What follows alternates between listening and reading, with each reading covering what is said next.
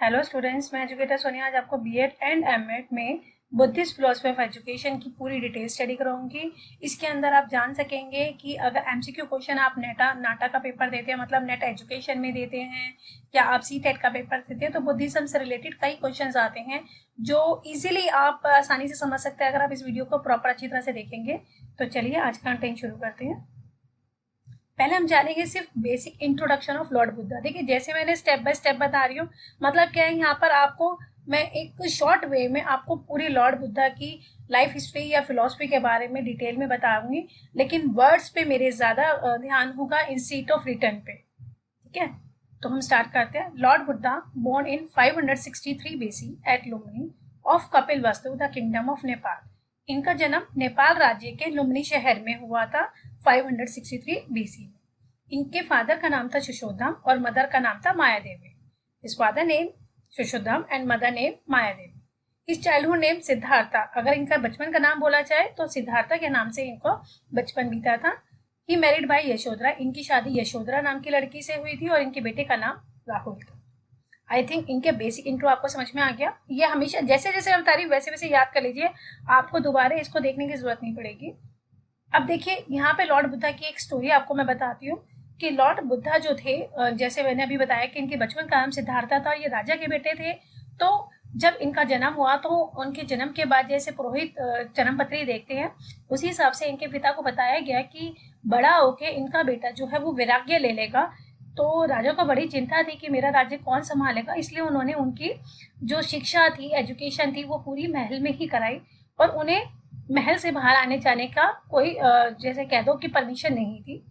लेकिन by chance suddenly आप ये कह सकते हो कि एक बार सिद्धार्था घूमते घूमते अपने महल से थोड़ा सा दूर निकल गए, तब उन्होंने कुछ ऐसा देखा जिससे उनका मन विचलित हुआ और वो बहुत परेशान हो गए। और वो तीन चीजें क्या थी? The three sided old person, एक बूढ़ा आदमी देखा, अ लाइंग पर्सन, एक बीमार व्यक्ति, एंड अ डेड बॉडी, मतलब एक मृत व्यक्ति को देखा। तब उनके मन में आया ये व्यक्ति सभी किसी न किसी कारण से जो है दुखों के से घिरे हुए हैं। मतलब मैं ये कह सकती हूँ कि हर व्यक्ति या ये संसार जो है दुखमय है, या हम ये कह दें कि संसार जो है उनके दुखों का कारण अविद्या है। मतलब यहाँ पर बुद्ध को जो फील हुआ वो ये था कि वो ये मानते थे कि सभी लोग जन्म, मृत्यु, आना जाना, इन सभी चीजों से जो है प्रभावित है और वो सभी इसी वजह से दुखी है। तो अब जब उनका मन विचलित हुआ और वो देख रहे कि संसार में इतने दुख हैं, तो उन्होंने अपना घर को त्याग दिया। और वही बात सिद्ध हुई जो उनके फादर को पता थी, वो वैराग्य ले लिया।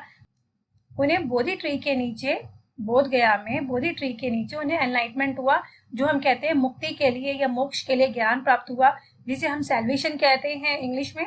तो यहाँ पर हम कहते हैं कि उन्होंने जब सैल्वेशन, उन्हें पता लगा कि जिंदगी क्या है, लाइफ क्या है, हम इंसान क्यों दुखी है, तब उन्होंने लोगों को उपदेश देने शुरू किए।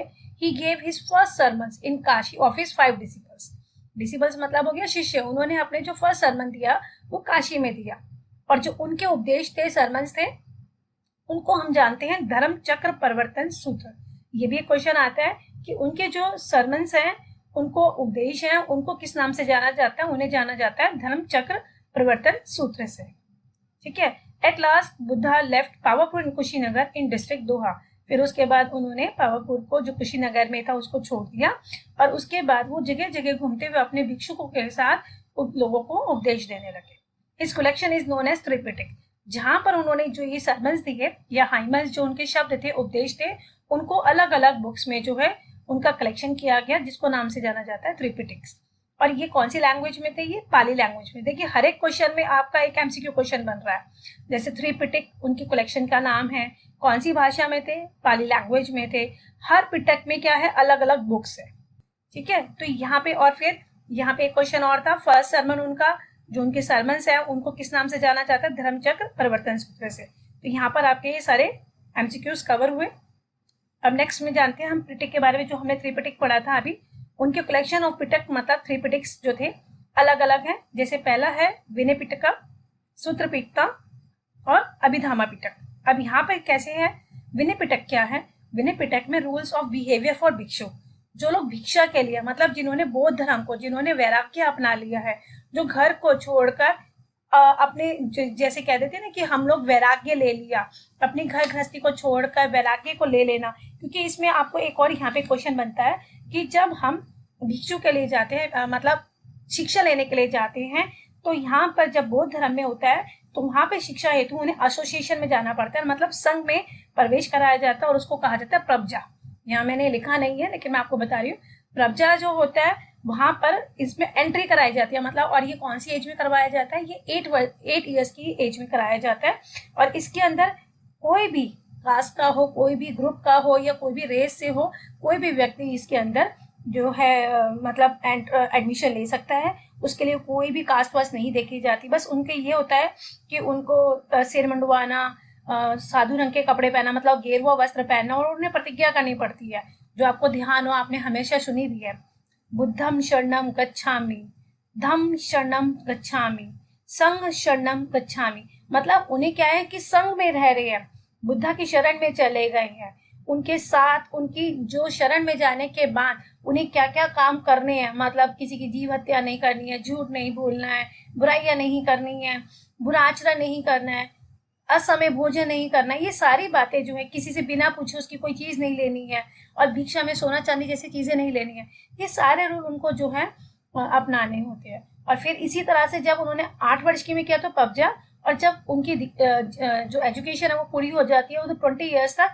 फिर उनका उपसंपदा संस्कार होता है। मतलब क्या है कि वो एक पूर्ण सदस्य बन जाते हैं बौद्ध धर्म के। ठीक है, तो ये आपके क्वेश्चंस आते हैं। विनय पिटक जैसे मैंने अभी बताया आपको, रूल्स ऑफ बिहेवियर फॉर भिक्षु, कि वो उनके लिए क्या, उनके आचरण में क्या क्या बिहेवियर में परिवर्तन या उनके लिए क्या क्या नियम है, जो मैंने अभी आपके साथ डिस्कस किए। ऐसे ही सुक्त पिटक, अब collection of religious sermons and example, अब इसके अंदर धार्मिक उनके प्रवचन, उनके उदाहरण सहित जो वर्णित है वो सुक्त पिटक में है। और अभिधामक पिटक जो है वो मोस्ट इंपॉर्टेंट आते हैं, क्योंकि इसके अंदर उनकी मेन टीचिंग्स है, मतलब उपदेश है, उनके दार्शनिक विचार है, किनके, लॉर्ड बुद्धा के, वो कलेक्शंस है उनकी, मतलब उनका जो है डिटेल में एक्सप्लेनेशन है। Clear, move on. Teaching of Lord Buddha, Lord Buddha की शिक्षाएं क्या है। अगर हम लॉर्ड बुद्धा की पूरी फिलॉसफी की बात की जाए तो वो 4 नोबल ट्रुथ और 8 फोल्ड पाथ, इन दोनों के ऊपर ही बेस्ड है। तो पहला हमारा 4 नोबल ट्रुथ, जो हम बोलते हैं 4 आर्य सत्य, और अष्टांगी मार्ग 8 fold path, moral code, middle path, believe in rebirth and कर्म। हाँ, ये ध्यान रखना कि बुद्धिस्ट फिलोसफी जो है वो बिलीव करती है पुनर्जन्म में, कर्मों में। Know believe in rituals, rituals में बिलीव नहीं होता, विश्वास नहीं होता, ना वो लड़ाई झगड़े को मानते हैं, उन्हें शांति पसंद है और समानता पसंद है। ये सारी लॉर्ड बुद्धा की शिक्षाएं हैं। अब देखिए उनके हिसाब से बिहेवियर, अभी हम बात कर रहे थे ना बिहेवियर की, तो टाइप्स ऑफ बिहेवियर बुद्धिज्म के अनुसार हमारे जो बिहेवियर्स होते हैं वो बेस्ड होते हैं शील, शील मतलब होती है बिहेवियर मॉडिफिकेशन ऑफ 7 पाथ। अभी 7 पाथ कौन से, जो अभी हमने लास्ट स्लाइड में पढ़ा था ना 8 फोल्ड पाथ, उसके अंदर जो 7 होते हैं वो शील होते हैं, और जो 8 फोल्ड पॉइंट होता है वो होता है समाधि, कंसंट्रेशन ऑफ माइंड, एकाग्रता। और फिर जब हमें सैल्वेशन प्राप्त हो जाता है, मुक्ति के लिए, मोक्ष के लिए ज्ञान प्राप्त हो जाता है, दैट इज प्रज्ञा, साल्वेशन। ये 3 तरह के बिहेवियर होते हैं। अब हम जानते हैं कि प्रिंसिपल्स ऑफ बुद्धिज्म, बुद्धिज्म के सिद्धांत क्या है। मतलब अगर हम मान के चले कि बुद्धिज्म ये मानता है कि हर चीज का कोई ना कोई कारण होता है। अभी हमने जब पढ़ा था स्टार्टिंग में कि बुद्ध ने देखे कि सभी लोग दुखी है, तो हर दुख का कोई ना कोई कारण है। तो देखिए पहला प्रिंसिपल आता है प्रत्यय समुत्पाद, मतलब इसके अंदर हम ये बताते हैं कि जन्म मरण जो है वो चक्र चलता ही रहता है। एक बार जन्म होता है तो इंसान का मरण भी होता है, फिर वापस पुनर्जन्म होता है उनके कर्मों के अनुसार। तभी आता है कर्मवद, कर्म कर रहा, जैसे कर्म करते हैं वैसे हमारे साथ जो है बिहेवियर होता है। मतलब everything has destruction not permanent, जो जन्मा है वो जो होगा वो मरेगा भी। दैट मीन्स कोई भी चीज परमानेंट, कोई भी व्यक्ति परमानेंट नहीं है। नश्वरता, एवरीथिंग हैज द एनर्जी और अफेक्टिंग चेंज। नश्वर मतलब कभी ना कभी हर चीज को नष्ट होना ही होना है। अनंतवाद, आत्मा इस ग्रुप ऑफ 5 एलिमेंट्स, हमारी आत्मा 5 एलिमेंट से मिलकर बनी है। कौन कौन सी, जल, पृथ्वी, वायु, आकाश, अग्नि, ये आपने पढ़े ना 5 एलिमेंट्स। तो लॉर्ड बुद्धा भी इन्हीं प्रिंसिपल्स को मानते हैं कि हर एक के पीछे कोई ना कोई कारण होता है। अब हम जानते हैं 4 नोबल ट्रुथ, जो इस वीडियो का सबसे मोस्ट इंपॉर्टेंट पार्ट है, दैट इज 4 नोबल ट्रुथ, 4 आर्य सत्य। वो 4 आर्य सत्य क्या है? जैसे लाइफ इज सफरिंग, अब हमारी जिंदगी क्या है? दुखों का कारण है। लाइफ इज सफरिंग, सफरिंग का मतलब हो गया ना जिसमें हम दुख होता है, और वो क्या है? जन्म होना, बीमारी, ओल्ड एज। जैसे लॉर्ड बुद्धा ने ये सारी चीजें देखी, तभी तो उनका मन विचलित हुआ कि सभी लोग जन्म में हैं और लेकिन सब दुख में भी हैं। ऐसे फियर ऑफ अप्रोचिंग डेथ, सबको मृत्यु का भय लगा रहता है, अपनों से अलग होने का डर लगा रहता है, स्टक विद वन हेड्स। इसी तरह से इन सारी चीजों में वो क्या है? सब दुखों से जुड़े हुए हैं, सबके लाइफ में क्या है? दुख ही दुख है। The cause of suffering desire, मतलब अगर हम ये कहें तो इन दुखों का कारण क्या है? इन दुखों का कारण है, और दुखों का कारण क्या है?